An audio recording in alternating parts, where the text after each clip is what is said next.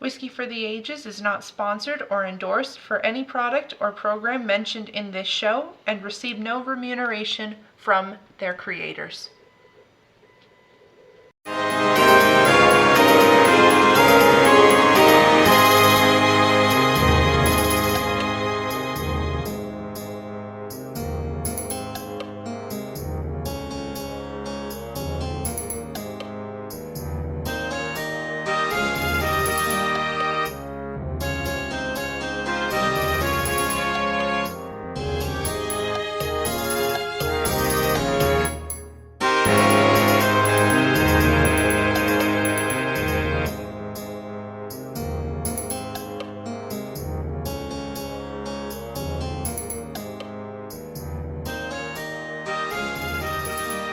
Hello everybody, and a warm welcome to all of our Whiskey for the Ages podcast subscribers. I'm your host, Brian Dawson, and tonight Hannah's here. And a big thanks to those of you tuning in for the first time. Happy to have you. And Elora's there. Hi guys, I hope that you've enjoyed the show so far, and if you haven't already done so, consider subscribing as well. Tonight we're going to return to a topic we introduced in our last series, Whiskey Proof. We had a lot of fun with that series, our Spotlight series. We did proof and we did distilleries, which we'll be doing later in the season. Tonight we're going to be focusing on 100 proof whiskey offerings and their origins. Well, that's really, really cool. We've actually got a select few. What are we drinking tonight? Well, we're going to start out with some Rittenhouse Rye. So not a bourbon, we're going with a rye. We like rye in our family. I think Hannah likes it a little more than the rest of us, but that's okay. Yeah, but That's true. And I'm glad That's not true. No, I do like rye more than everybody else in the family. I am the rye That's true, queen. but I also really like rye. Yeah, but I'm the rye queen. It's undisputed. That's that. So I'm glad It's a fight. So I am glad that we're going to be doing a little moment for Rittenhouse Bottled in Bond. This is one of those whiskeys that I consider to be one of the best value whiskeys that you can get. The best rye or best value rye that you can get on the market. Sits $25, $35-ish, and you really just get a solid offering here. But we're going to talk about all of that. So here's the stats. It's a bottled in bond, as Hannah said, and we're going to talk about bottled in bond and what that means. It is a straight rye whiskey. It's made by Heaven Hill. It has a mash bill of 35% corn, 51% rye, and 14% malt barley. So it's just barely a rye. Barrel char is in number 3. They didn't tell us what the barrel entry proof is. It is 4 years old. It is 100 proof, so it fits our profile for our show tonight. Here in Idaho, we paid $27.95. It has a shelf price around the country. You shouldn't be paying anything more than $20 to $27 or thereabouts. Although Booze App does say a fair price for it is $36. So let's sip and nose on this as we dive into this 100 proof story. And we'll come back and we'll kind of discuss it. So in the mid-19th century, we saw a lot of interesting events evolving around whiskey. And it all started to culminate around the Civil War. Remember what year that started? 1861. The federal government needed money to fund the war effort. So in 1862, the Distilled Spirits Internal Revenue Act went into play. So at that point, there was some flat tax on liquor that was left over from the whiskey wars back in the late 1790s. Under the act, higher proof whiskeys were taxed at a higher rate, yet the return to the distiller was much greater, because if they would distill a lot of high proof, they didn't take as much room to store it. Then once it was released to the public, they could cut it down with water. So in the 1870s, the emergence of the proof wars began. Alcohol proof levels caused a great deal of dispute because the accuracy and the legitimacy of the whiskey in the container could really not be assured what proof it was. The industry had no standards, and distillers and rectifiers had their own ways of measuring proof. One was the gunpowder test. It was simple and widely used. Whiskey was poured on some gunpowder, and if the gunpowder ignited, it was considered at proof. Science.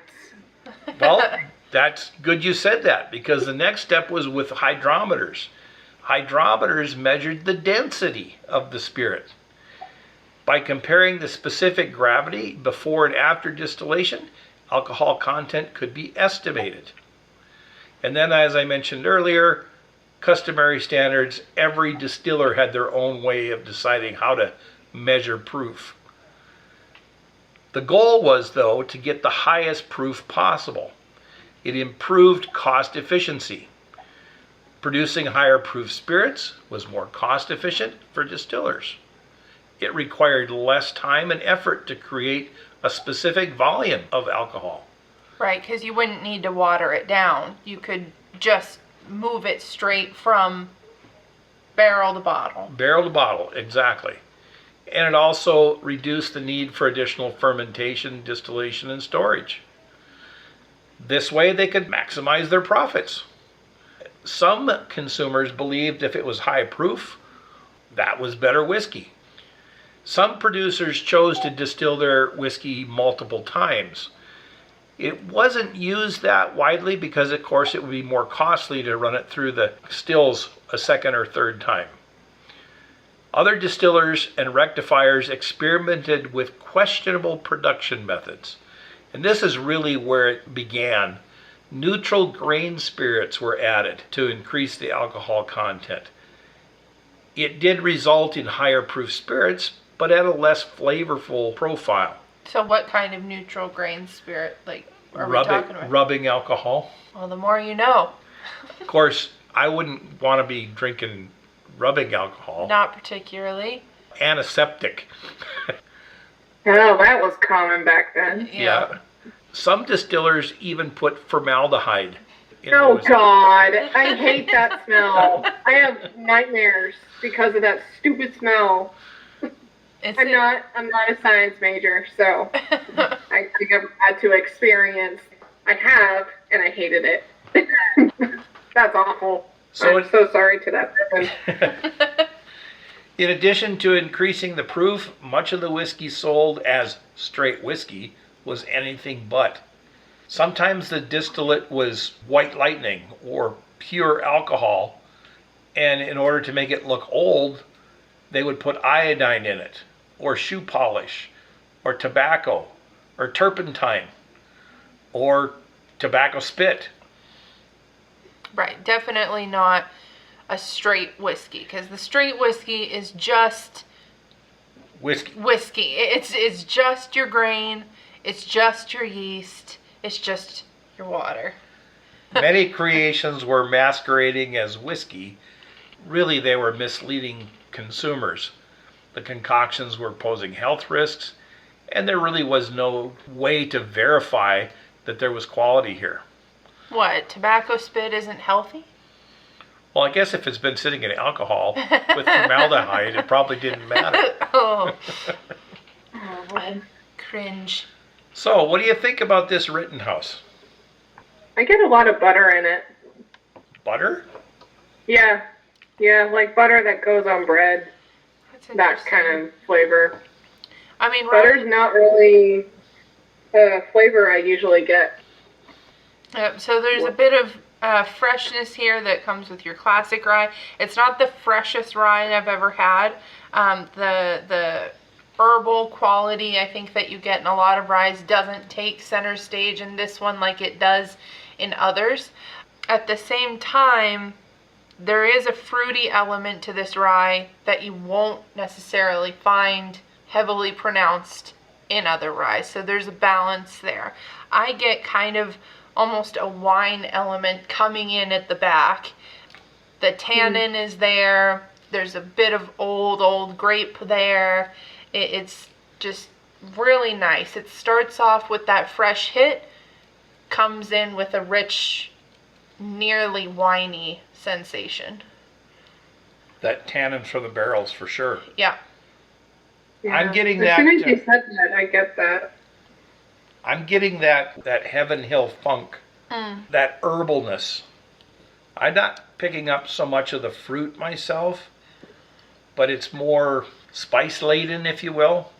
You know, the classic cinnamon and rye and maybe a little bit of nutmeg there. Yep. Not really, not a lot of sweets. No. I mean, this isn't going to be the most complex rye that you've ever had. At the price point that it is, we'll just say $30. Keep it nice and even. At $30, you're paying for what you get, really. And you get more complexity than I think I would immediately assume out of a $30 rye. I think there's stuff here that's offered that isn't in other ryes. I do wish it was a little bit more complex, but again, I'm paying $30, and I'll pay $30 all day on this one. So the next one we're going to do is a Colonel E.H. Taylor small batch. We cannot have a discussion about bottled and bond without talking about Colonel E.H. Taylor. So Colonel E.H. Taylor, this is a small batch. It's made in Frankfort, Kentucky at Buffalo Trace Distillery. Buffalo Trace is really famous for not publishing their mash bills. However, this is believed to be a low rye mash with about 75% corn, around 10% rye, 15% barley. It goes into the barrel at about 125 proof.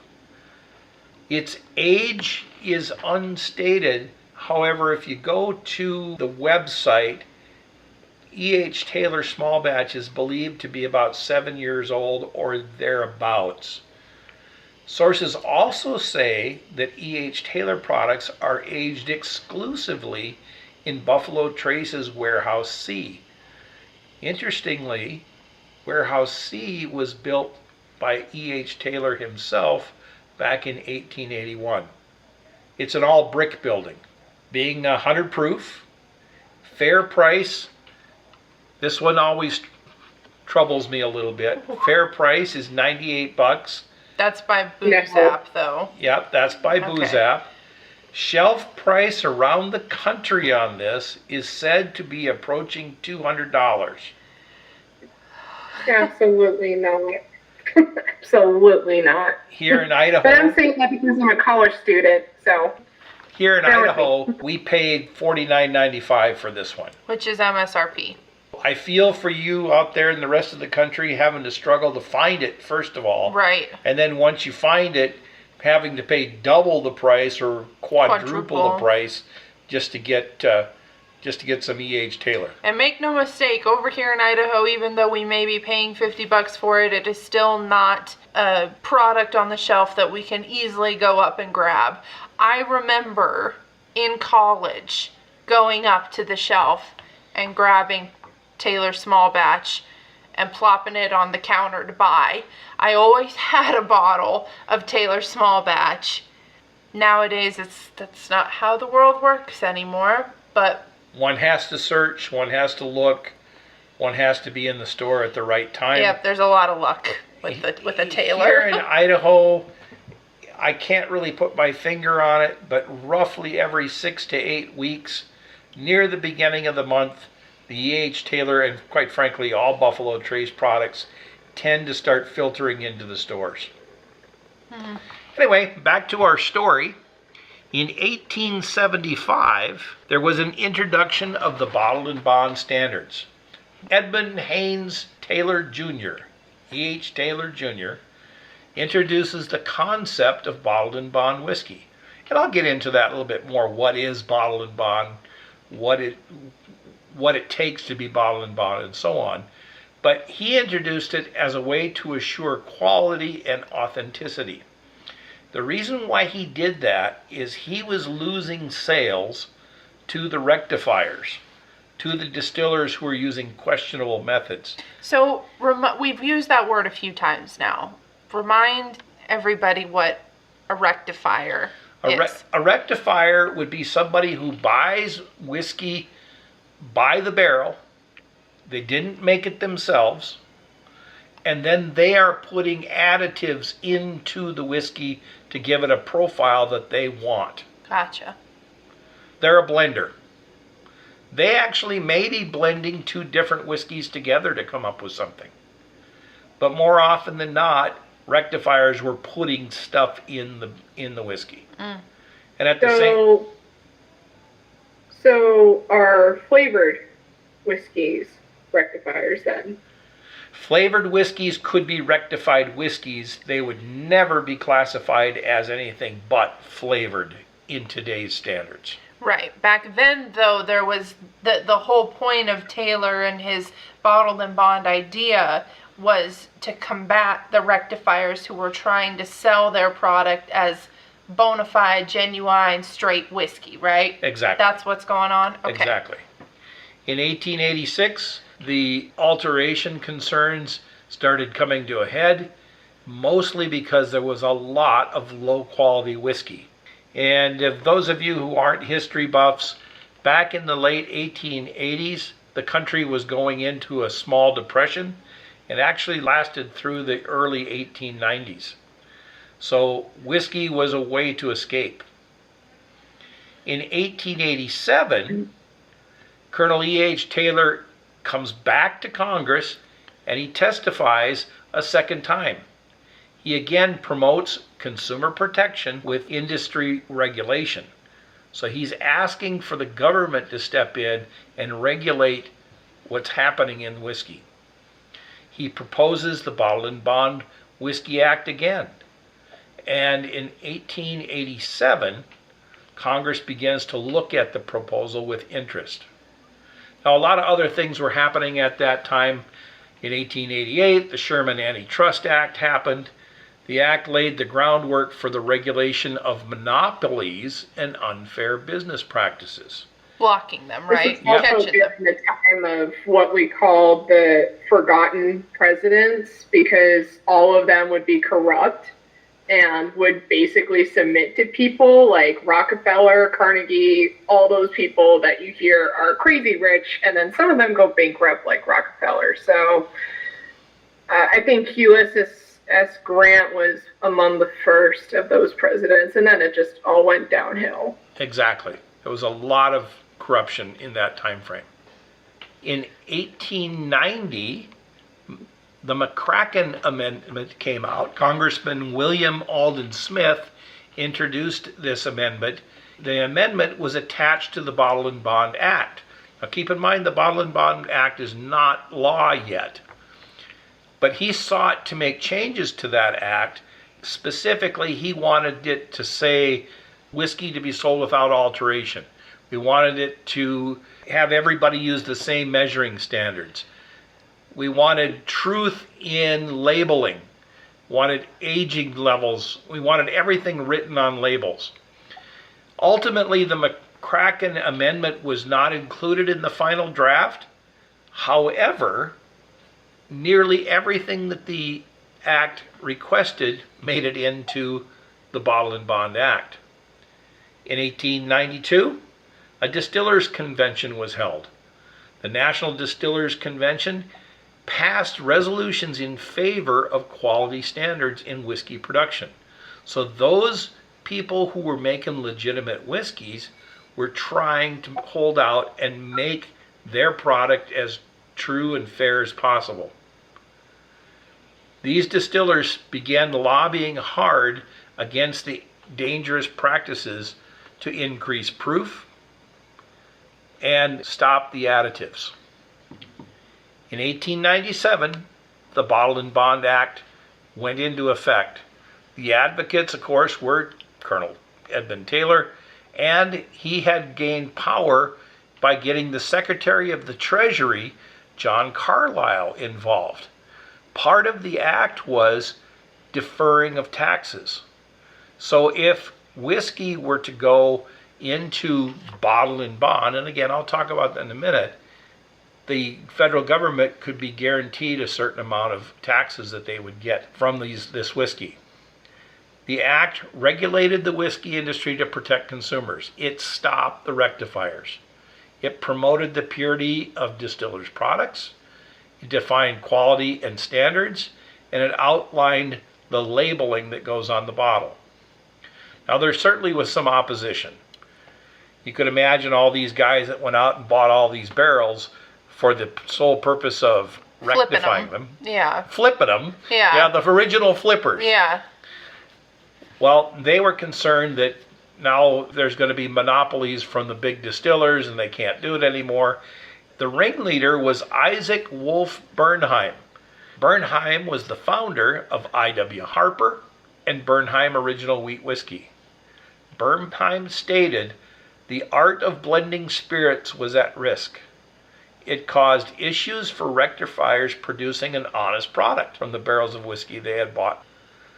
He thought the act gave distillers an unfair advantage. Distillers would monopolize the whiskey market.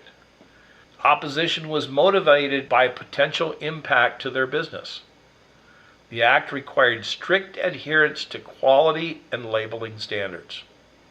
So basically, anybody who couldn't keep up with the new rule complained that they couldn't keep up. I mean, everybody wants to know that what they're consuming is what the label says they're consuming and nothing else. So this was a really big step, and I can imagine that there'd be plenty who would fight against something like that. But as a whole, certainly have got to take it and be grateful that it happened. Got a quick question. You mentioned E.H. Taylor products generally don't have a mash bill statement. Buffalo Trace products as a whole. There'll be recipe numbers that people will ascribe to Buffalo Trace products. So this could be anything within the E.H. Taylor line, within the Buffalo Trace line itself, within blends, within stags, there's a variety of Buffalo Trace products that people will go, okay, we're pretty sure that based off of what we're tasting, this is the level of corn, this is the level of rye, etc., etc. Compile those, put them into a recipe number, and go, this is what we think, what we're estimating this bottle, this offering to be. And Buffalo Trace themselves will say, this is our low rye mash bill. Yep. Or this is our high rye mash bill. Yeah, they've kind of put it out there that, yeah, we have specific recipes that we're using here. So it's not an unfounded thing for sippers to go, this is probably what's going on here. Gotcha. I was just wondering because they were saying, oh, you have to put these things on the label. I'm like, what about the mash bill if you're not doing that? But since you say that it's a recipe, that makes sense. Because, yes. I mean, it'd be like Coca-Cola was going to allow the only 2 people in the world who know the recipe of Coca-Cola to suddenly share it with the public. I mean, it's like, it's the recipe. You don't share recipes unless you want to. And it's a grain proportion recipe. So it's not like it's any of these other additives that the rectifiers are putting in. These are the basic foundation products of any whiskey. And it's just what proportion each grain is in the whiskey. So it's not defying what makes a straight whiskey. It's just the guarded secret. Exactly. So what are we thinking about this? Laura, do you like this one better than the rye, or? It was more pungent than the rye. I know that's a really negative word, pungent. The thing is, the rye can barely smell anything except like bread and seeds. Actually, I got a lot of seeds, but this one, it's like boom. I am sweet, I am fruity, I am in your face, and it kind of overwhelmed me, but I got used to it. There's a lot of caramel in it, and I like it, but I wouldn't say I love it. Yeah, this definitely not worth, for me, $90 or even $200. It's not worth it for me. Yeah. Mentioning the fruit, this one, I would call that the Buffalo Trace funk. You'll hear about that in a few episodes relatively soon. I'm going to be going into a whole expose on Buffalo Trace products we'll probably bring this guy back because it is just one of those ones that everybody seems to love. Buffalo Trace products to me always have a high amount of fruit, particularly red fruit, particularly cherries. So this just screams classic Buffalo Trace to me. Yeah.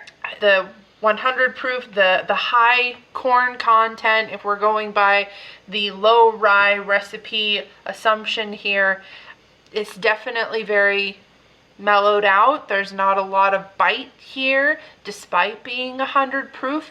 It's approachable, it's warm, it's really nice. I like this better than the rye. But You would. But that's me. Rye's fine. Bourbon, for me, ticks my boxes more frequently. But you're right, Hannah. There is cherry here. I get dark cherry. Yeah. You're right, Elora. I get caramel here. It's a caramel bomb.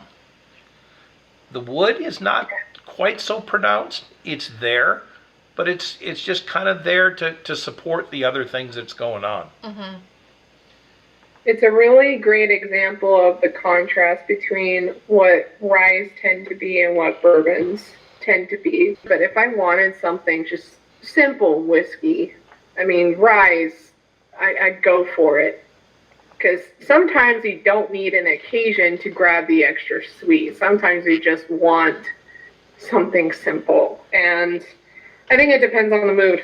For me, depending on which one I like more. Honestly, tonight I'd probably say the rye more because just simple. Looking for simple things at this point. So next up on our docket is the Old Forester, and get this, Old Forester 1897. 1897 to commemorate the Bottled and Bond Act. Old Forester 1897 is part of the Whiskey Row series. Yep, they've got an 1870 and 1897. Those two, for whatever reason, don't seem to be picked up as much as the latter two, the 1910 and the 1920. You hear us talk about those two a lot. Those two are among our absolute favorites, but alas, they are neither 100 proofers. Doesn't mean that the 1897 and the 1870 aren't also really, really great bourbons and really, really great offerings from the Brown-Forman Old Forester line. So it is too a Bottled and Bond.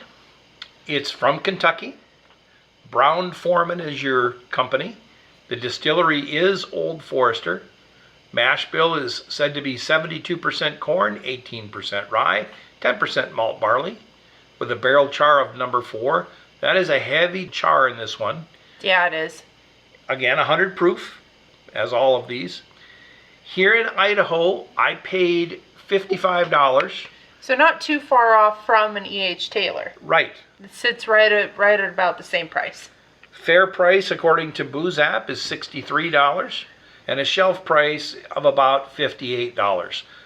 One thing that's nice about Old Forester, it's always on the shelf. You could almost always find it anywhere. Except if you're in Idaho, where that 1870 and that 1897 are going to be going on closeout. So if those are among your favorites, you should be picking some up. We certainly have been. I know you're glaring at us. Can I get a bottle? No, I'm kidding. Your stores will have them. This is an Idaho problem. Yes. Not quite sure what Idaho's doing, but Idaho's doing. We did look it up before we started the show tonight to make sure that this wasn't a discontinuation situation, and luckily it does not seem to be. This is just an Idaho goof. I'm going to call it plainly what it is, an Idaho goof. We'll have to talk to the powers that be. So what does it mean to be bottled and bond? I've been hinting about this all along, but bottled and bond is a legal term specific to the United States. Bottled and bond refers to spirits aged and bottled according to the Bottled and Bond Act of 1897. Hence the name. The act ensures quality and consistency in whiskey. The act led to the booming growth up to Prohibition. So to be considered bottled and bond, the whiskey must be here are the specifics, produced by one distillery in one distilling season. Now, a distilling season happens between January to June or from July to December. You cannot have any distillate from July to December showing up in a bottle that's coming from January to June. And it actually says on this 1897 bottle that I'm holding right now, this whiskey is distilled by us only. So that's a really big part of it. It's got to be just the one distiller. It must go into the barrel at a strength of no more than 80 EABV, or 160 proof. Seems reasonable. Yeah. It's a high proof. It has to be aged for at least 4 years in a federally bonded warehouse under U.S. government supervision. So that's what that means. The federally bonded warehouse just means the U.S. government is supervising this thing. Exactly. Okay. So that warehouse may be... Economical terms, okay. Yeah. So that warehouse may be on Buffalo Trace's grounds or Old Forester's grounds or anybody's grounds, but it has to be controlled by a federal agent. Nobody's coming in, putting anything extra in or doing anything funky, and we're just really putting that stamp of this is only this. Yes. During aging, the spirit is monitored to verify that, yes, it is from the correct distilling season. The standards of proof and the standards of age are all being met. And at the same time, the distiller is not paying taxes on this. All of the taxes are deferred. It's bottled at 50% alcohol or 100 proof. There are no additives that can go in other than pure water, because if it goes into the barrel at 160 proof or less, somehow you got to get it down to 100 proof to go into the bottle. And then on the label, it has to show the distillery's DSP number, or the distilled spirits plant number, and it's a unique identifier for the distillery. So that ties into the act then, yes, saying that you have to disclose certain information on the label, and it kind of sets in stone, nope, no rectifiers. Exactly. Yep. So what does that mean though for, we'll keep with Old Forester here as the theme. What does that mean though for our others in the Whiskey Row series who aren't bottled in bond? Does that potentially mess with the authenticity of what those are? It doesn't mess with it. It's just a standard that's met. This act, the Bottle and Bond Act of 1897, began the purification of not only whiskey, but other things, the food and drug and everything else that we have after this. So essentially, Bottled and Bond was created for whiskey at first, the 100 proof whiskey at first, and it set a standard for all of the other whiskey going forward. So absolutely. So now the 100 Bottled and Bonds that we see on the shelf are almost kind of like historical gems. Exactly. From that time. Doesn't reflect negatively on everybody else on the shelf, just as a memorabilia piece. Exactly. Gotcha. I was just about to say, this sounds so similar to FDA. Yeah. It sounds so similar, because Teddy Roosevelt actually did this exact same thing, but with meat. He saw that meat was being contaminated in the factories, and he's like, hell no, we're going to put a stop to that, and he came up with the Meat Inspection Act. So, and we're going to talk about that. Yeah. we're going to talk. Yeah. See, you know things. You know things. And you drink bourbon. Okay, I love history. I really, really love history. I hope to apply what I do for a living into history in some way, so... We're all kind of history buffs in this family in our own ways. So the benefits of Bottled and Bond, it guarantees consistency. A lot of this you guys have already brought up. Mm-hmm. The 4-year aging eliminates any doubt that this is pure whiskey. Who's going to do something with their whiskey after it's been sequestered for 4 years? It set a precedent for tax law. It gives the distillers an incentive to actually put the whiskey away for 4 years because of the tax benefit. The federal supervision of the warehouses ensures proper accounting. In other words, the government knows they're going to get their money. And then it ensures compliance. Treasury agents are assigned to control access to the... Yeah, a little sidebar to that. Elora, you like larceny. The larceny. Yes. The story goes, the reason the name larceny is there was a guy by the name of Fitzgerald who was a treasury agent, and he would be going into the bottled and bond warehouses, and he would be sampling barrels. Oh, that's so... I mean, I'm you've got the solid gold you got to count, and then you've got the liquid gold you've got to taste. That's... So, it is allegedly, he was pilfering whiskey from bottled and bond warehouses because of his job, and decided, you know what, I can do this.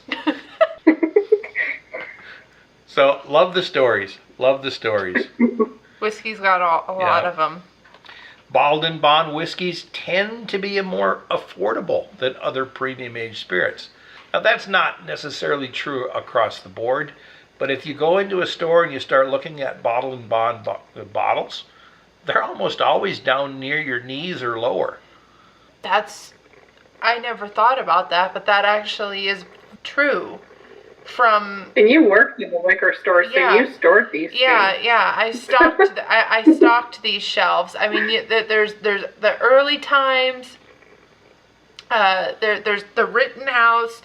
The things are connecting in my head. Evan Williams, bottled and bond. Like, that's pretty crazy. Even the Old Forester orange label, which is also 100 proof. Not a bottled and bond. Not a bottled and bond, but 100 proof. Sits right there. That is interesting. So the Bottled and Bond Act was signed into law on March 3rd, 1897 by President Grover Cleveland on his last full day in office. Which one? He ran 2 different terms. True. This was his second term, and he signed it into law on the last day. This was the last law that he signed. Well, some presidents should only be so lucky to have that be their final charge in office. The act has important historical significance within the United States. The Bottled and Bond Act was passed when concerns about counterfeit spirits were being made and sold.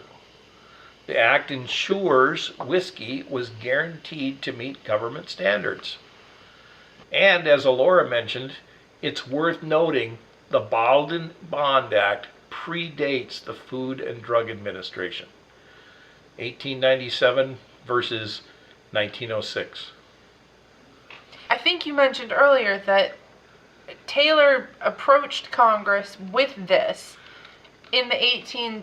1875. 1875. So it took over 20 years to actually go, you know what, yeah, we're going to go through with this and we're going to do this. And the reasoning for that was, as Elora mentioned, we had a depression going on, and this was during the time that the no-name presidents, there was a lot of corruption going on. Yeah. Yeah. If you weren't greasing the right palms, you weren't going to get what you needed.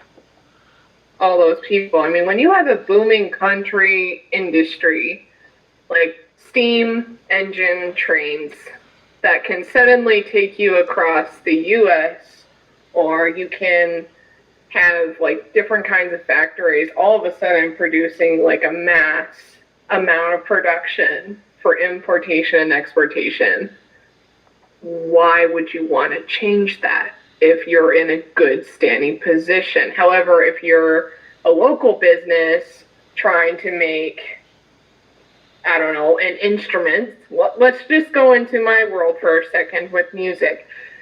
You have a company that makes a vast amount of instruments. Okay, well, that's great, but what about the local businesses?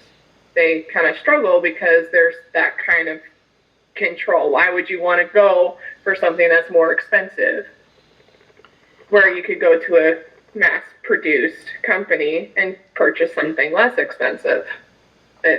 It happened all the time back then. Yeah. Absolutely. So, what do we think about this one? Old Forester 1897. I love it. And the reason why is because I'm going to make a statement here and say that it smells like fall, and it tastes like winter. I say that because I get a lot of warm spices like cinnamon, pumpkin spice, 'tis the season, a lot of nutmeg, and a lot of cloves in the smell. However, when I took a sip of it, I all of a sudden got pine trees.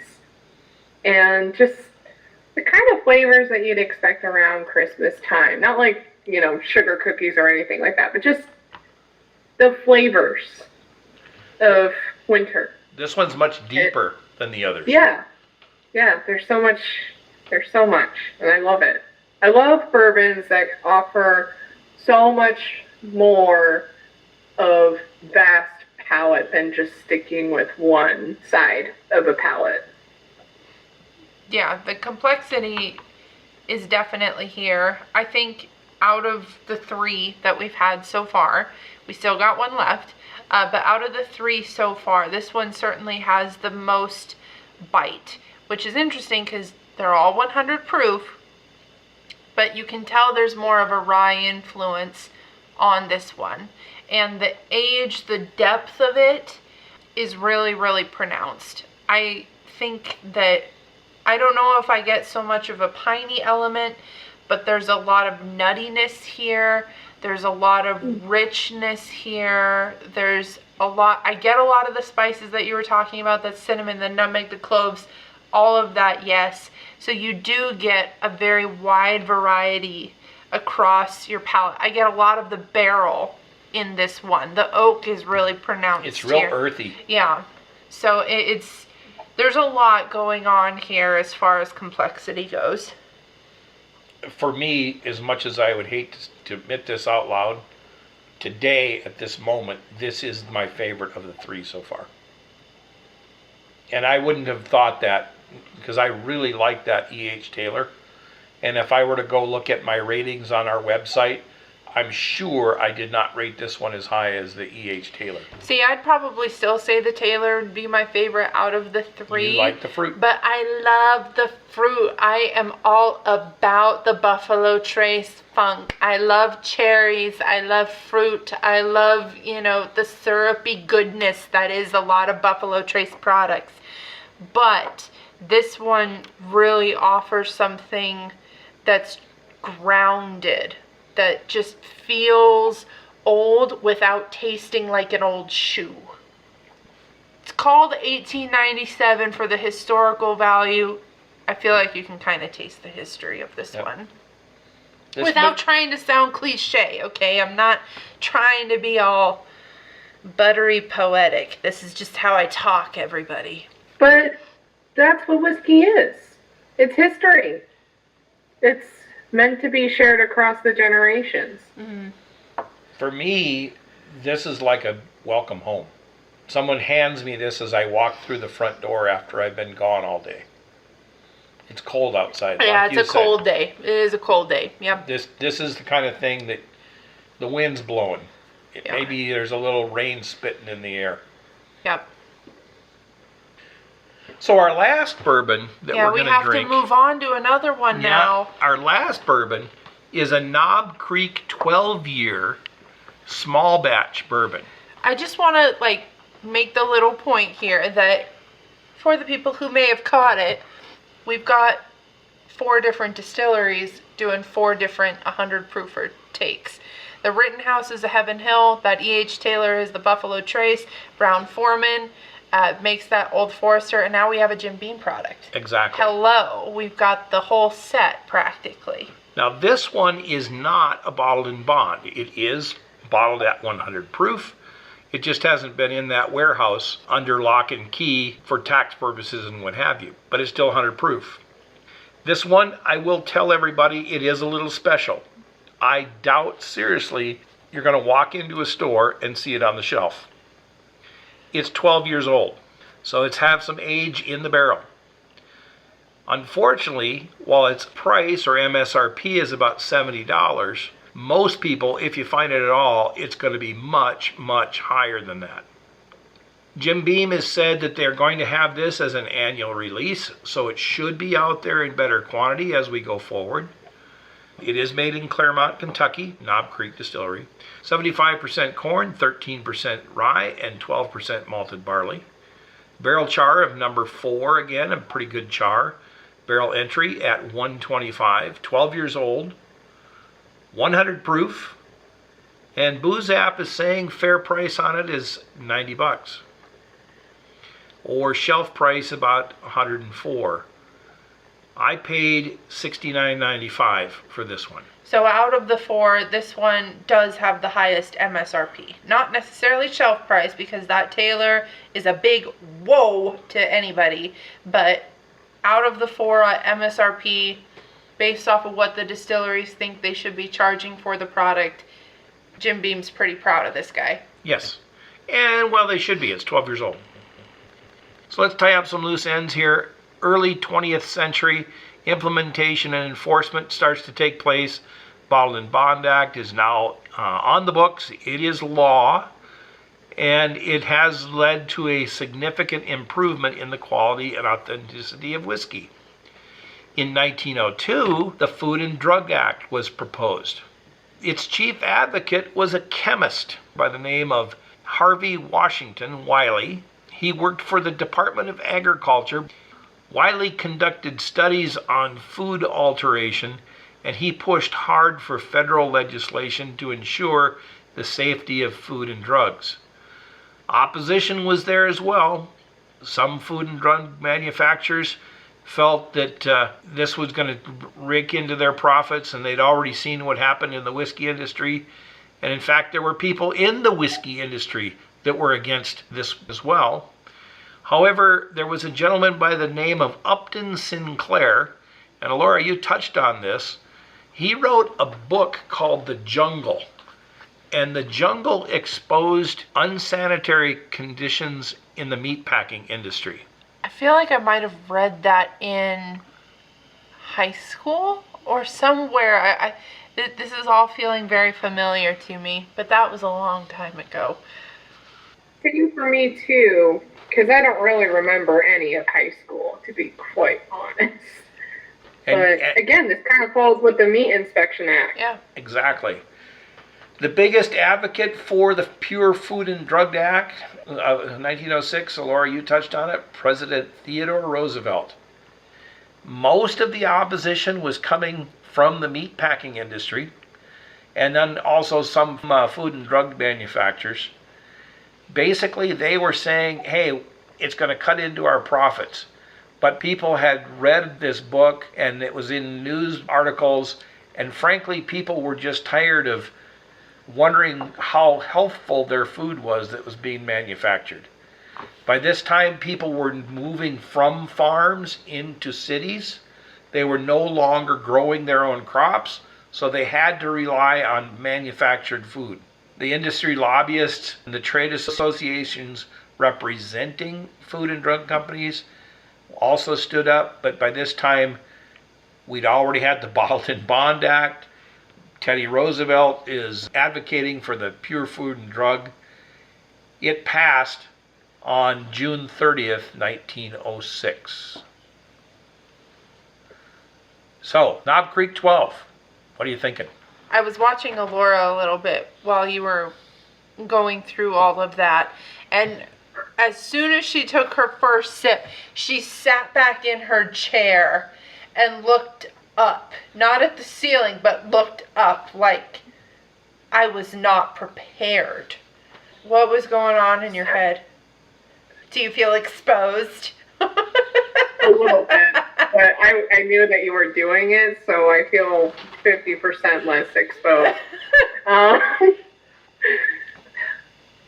was deep in thought because I got a bunch of butter. I was all of a sudden reminded of the Rittenhouse rye.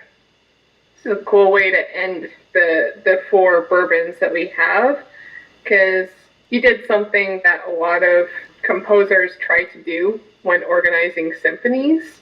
They try to tie back between movements. That's what I was thinking, actually. I wasn't trying to hunt down any flavor. I was purely thinking in musician tactics. But I want to ask, Dad, do you like this bourbon? I do. Dad really loved this one. I figured as much because is it's dry. very nutty. Yeah, this is dry. This is woody. I feel as though I want to get a whole bunch of toothpicks and just soak toothpicks in it, and then carry Knob Creek soaked toothpicks around in a container in my pocket. This entertains me. I really like this. I figured as much. This has a very, honestly, it kind of reminds me of, dare I say, Booker's, because of how nutty it is, and I know how much you love the nutty flavors. Jim Beam? That's the Jim Beam funk. That's the Jim Beam funk. Oh! Yep. Okay. Yep.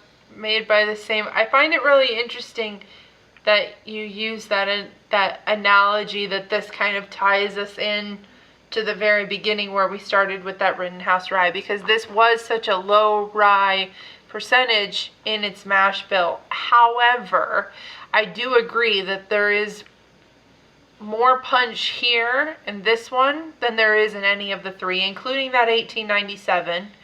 There is so much earth in this one, more than the 1897. The 1897 is really like, there's spice involved, there's wood involved, there's a whole bunch of but Knob Creek 12-year, I don't know how to word this right. I'm trying so hard. Yeah, it takes everything and it assembles it in such a way that it's just this one big concentrated punch of flavor. And it is a punch. It is out there. And I think this is well married. The flavors are across the board. The balance is really good. There isn't one that dominates other than wood. This is a very wood-forward pour. Mm-hmm. And nutty. Yeah, this is really nutty. Yeah. This is really nutty. And ryes as a whole are generally, the earth is kind of the star in a lot of ryes. You get the herb, you get the earth. It's all the same in a rye. So this kind of does wrap all the way around. I also find it really interesting that our little Rittenhouse here, $30 MSRP, and then we've got this big guy hitting at 70 MSRP. So lowest to highest, and yet they find a way to kind of meet in the middle there. From 2 completely different distilleries. Yeah, they do have that similarity, but kind of going back to my musician tactic brain, the last movement is always punchy. You notice how whenever you go to a symphony, the last movement is always fast and furious. And it ties. But it still kind of recalls certain themes. It's another example. It's a symphonic cycle. That's what we call it. It's a symphonic cycle. It's a cyclic symphony. It's really hard to do. It's stupid hard to do, but it's what symphonic composers aspire to do. Yeah. And this one I think does take a little bit of everything that we've just had. I can even get fruit here. Not as intense as it was in the Taylor, but there is fruit here. More of like a dried, raisiny, figgy, something along those lines. You get the earth that comes from the wood and the nut that's like in 1897. Elora's smiling and it's distracting me. But there is the punch that kind of mimics a rye in a certain way. I mean, this one's a really good one to finish on. So there are lots of other 100 proof bourbons and whiskeys out there. some that are not bottled and bond: Cooper's Craft, 100 proof, Four Roses, single barrel, Knob Creek 9-year, Knob Creek Straight Small Batch Rye, Old Forester 100. Hannah, you touched on that a Yep, little I bit mentioned ago. that guy. The Old Tub, Another one that sits at about the knee. Rebel Yell 10-year or Rebel 10-year single barrel bourbon. That's going to be a little higher priced. Booze App is putting a fair price on that, about 130, MSRP being 70. I don't know if I'd reach that high for that one, but it is a good one. Remus Repeal Reserve, MSRP on that one is $90. However, Booze App says a fair price is $215. Absolutely not. Don't do it, friends. Don't do it. And then the Bottled and Bonds, 1792 Bottled and Bond bourbon. Ben Holiday out of Missouri, Bottled and Bond. E.H. Taylor single barrel. That's also 100 proof. $70 there. Booze App is saying 180 on it. Cream of Kentucky Rye, $70. Early Times Bottled and Bond. I mentioned that guy too. That's a bottom shelfer or knee shelfer. Evan Williams Bottled and Bond. We've mentioned that one numerous times. That's a $17 bottle and stellar. Heaven Hill Bottled and Bond. Henry McKenna single barrel bourbon. And then probably the most expensive one on this batch here is Old Fitzgerald. Any of their bourbons.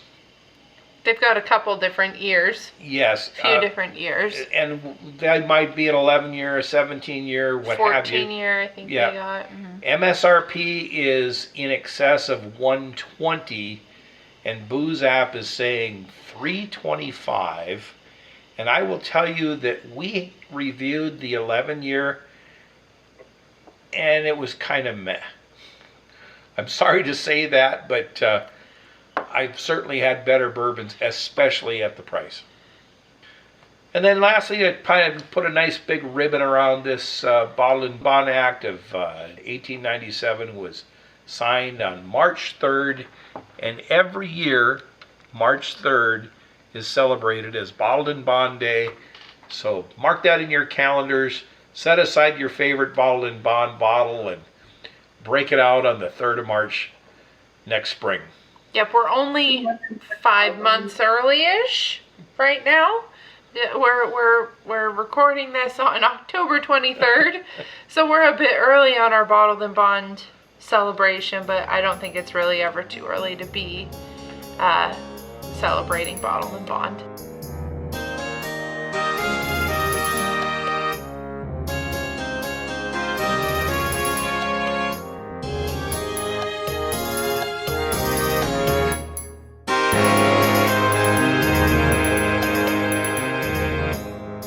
All right, so let's move into our Fortnight in Whiskey. I have just 2 stories for us tonight.